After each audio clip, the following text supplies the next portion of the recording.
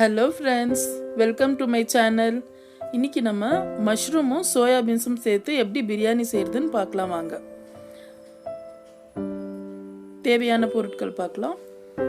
200 gram mushroom, ஒரு பெரிய வெங்காயம், 100 கிராம் சோயா பீன்ஸ், 3 தக்காளி, இஞ்சி பூண்டு பேஸ்ட் 1 ஸ்பூன், 1/2 கப் தயிர், புதினா கொத்தமல்லி கொஞ்சம், 2 பச்சை மிளகாய், பிரியாணி இலை 2, கஸ்தூரி மேத்தி கொஞ்சம், ஒரு பீஸ் பட்டை, 2 இலைச்சி, கிராம்பு ஒரு 5 பீஸு, அன்னாச்சி பூ 1, ஒரு கிளாஸ் பாஸ்மதி அரிசி, தனியாத்தூள் 1 டீஸ்பூன், மிளகாத்தூள் 1 டீஸ்பூன், 1/2 டீஸ்பூன் மஞ்சள் தூள், 1/2 டீஸ்பூன் மிளகுத்தூள்.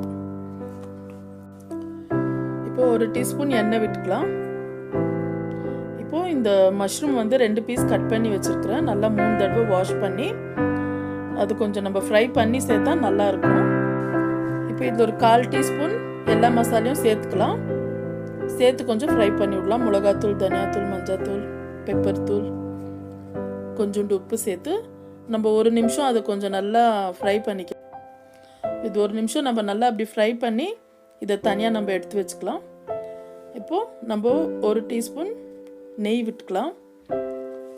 1 டீஸ்பூன் எண்ணெய் நெய் 2 சேர்த்துருக்குறோம். இப்போ நம்ம மசாலா சேர்த்துக்கலாம். பட்டை கிராம்பு எல்லாம்,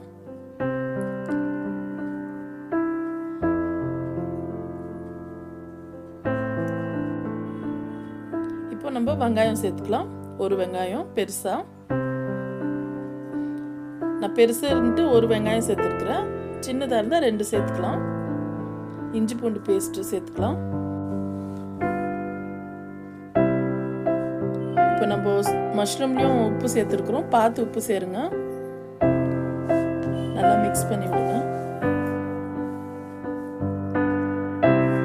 பச்சை மிளகாய் சேர்த்துக்கலாம்.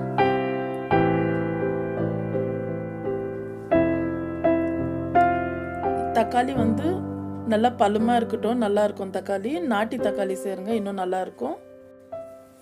இப்போ கொத்தமல்லி புதினா சேர்த்துக்கலாம். இது நல்லா மிக்ஸ் பண்ணி விடுங்க. சிம்லேயே இருக்கட்டும், மீடியம் ஃப்ளேம்லேயே இருக்கட்டும். இப்போ மசாலிங்க சேர்த்துக்கலாம். இப்போ மிளகாத்தூள், மஞ்சாத்தூள், தனியாத்தூள் இதெல்லாம் சேர்த்துக்கலாம்.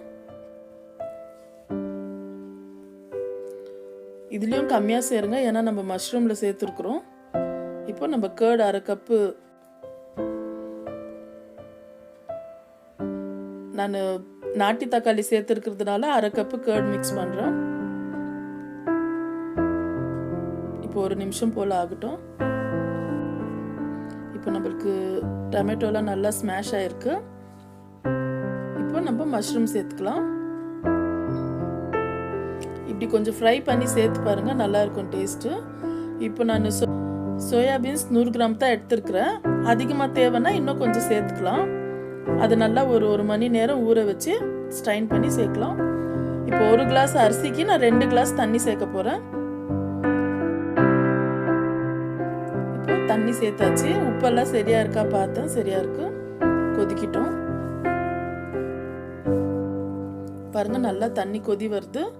இப்போ நம்ம 1/2 மணி நேரம் அது நல்லா ஊறிடுச்சு. இப்போ ஸ்ட்ரைன் பண்ணிக்கலாம் க்ளீனாக. தண்ணி கொஞ்சம் கூட இருக்கக்கூடாது. இப்போ எல்லாம் சேர்த்து மிக்ஸ் பண்ணி விடுங்க.